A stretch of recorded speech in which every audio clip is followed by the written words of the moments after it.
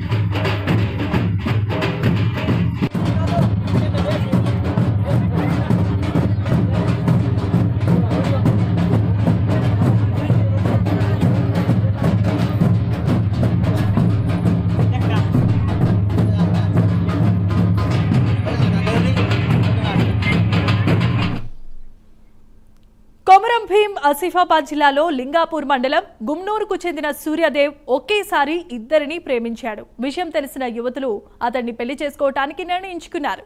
ఇంకేముంది, ఒకే వేదికపై ఇద్దరిని పెళ్లి చేసుకోవటానికి ఒప్పించుకున్నాడు.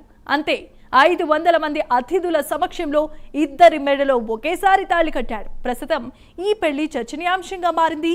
పెళ్లి ఫోటోలు, శుభలేఖ సోషల్ మీడియాలో వైరల్ అవుతున్నాయి.